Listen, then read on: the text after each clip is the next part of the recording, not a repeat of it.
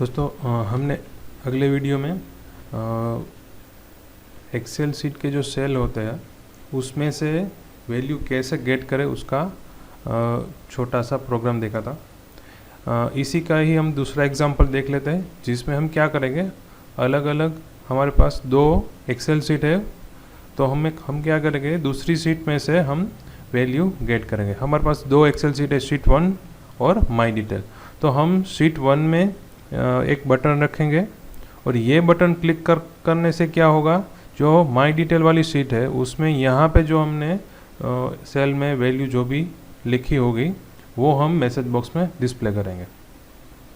तो इसका जो ये शीट 1 का जो ये बटन है उसकी क्लिक इवेंट में हम लिखेंगे।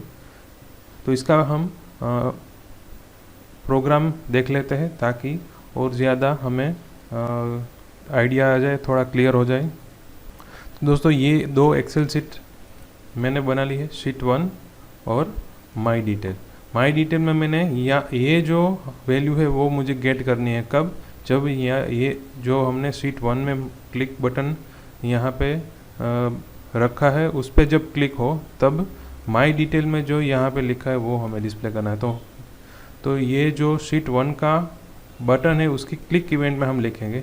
तो दोस्तों ये जो अब हम कोडिंग लिख रहे हैं वो शीट 1 में लिख रहे हैं। तो यहाँ पे देखो शीट 1 सिलेक्टेड है और ये जो कोडिंग है वो शीट 1 में हम लिख रहे हैं। माई डिटेल वाली ये शीट 2 है, उसका नेम हमने रखा है माई डिटेल। तो उसमें अभी हमें उसमें कुछ भी नहीं लिखना है, क्योंकि ये जो बटन हमने रखा है वो शीट 1 में रखा है, इसलिए हम जो भी कोडिंग लिखेंगे बटन का वो शीट 1 में ही लिखना है। तो पहले मैं यहाँ वेरिएबल डिक्लेयर कर लेता हूँ।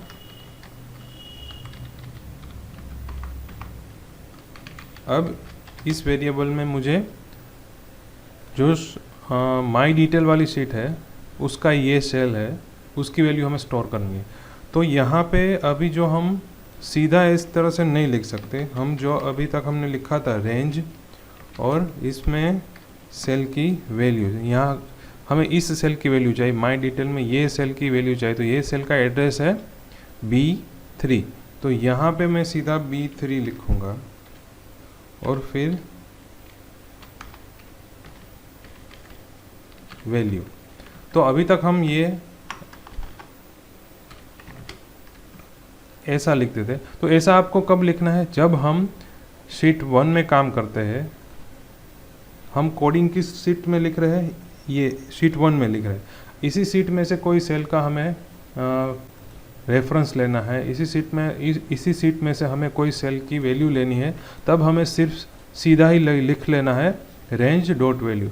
मगर यहाँ पे क्या हो रहा है, दूसरी शीट है उसमें से हमें सेल की वैल्यू लेनी है। तो यहाँ पे पहले तो हमें शीट की वैल्यू लिखनी, कौन सी शीट है वो हमें डिफाइन करना पड़ेगा।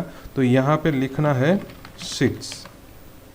तो ये जो शीट्स है वो VBA का ऑब्जेक्ट है, कलेक्शन है ऑब्जेक्ट का, जिसमें जो एक्सेल है हमने जितनी भी शीट बनाई होगी उसका जो लिस्ट है वो इसमें स्टोर होता रहता है।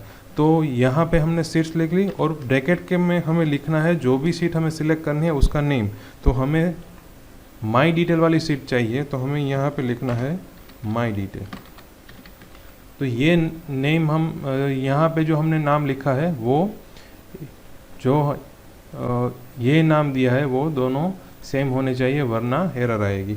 तो ये हमने शीट सिलेक्ट कर ली। अब ये शीट का क्या हमें चाहिए, उसका हमें चाहिए रेंज। रेंज में कौन सा सेल, B3। तो ये माई डिटेल, उसमें रेंज में B3, और B3 की हमें क्या चाहिए, उसकी हमें चाहिए वैल्यू। तो ये हमने लिख दिया। अभी ये जो हमने लिखा उसका मतलब क्या हुआ, पहले तो हमने शीट सिलेक्ट कर ली। शीट्स कौन सी शीट, तो कि माई डिटेल वाली शीट, उसमें से क्या, तो उसमें से रेंज B3 और उसकी हमें चाहिए वैल्यू। अब ये जो वैल्यू हमने नेम वेरिएबल में स्टोर कर ली है वो हम मैसेज बॉक्स में डिस्प्ले कर लेंगे। तो ये हमारा प्रोग्राम हो गया। अब हम यहाँ पे जॉन लिखा है, शीट 1 में जाके यहाँ पे क्लिक करेंगे तो जॉन डिस्प्ले होगा। हम शीट माई डिटेल वाली शीट में जाके यहाँ पे चेंज कर लेते हैं।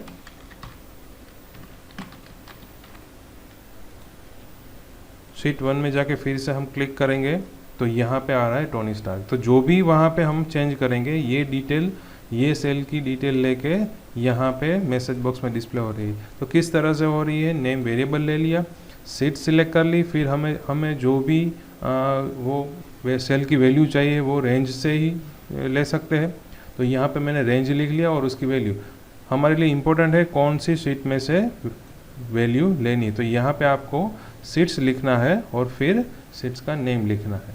तो ये था हमारा प्रोग्राम। दूसरी शीट में से हम कैसे वैल्यू गेट कर सकते हैं।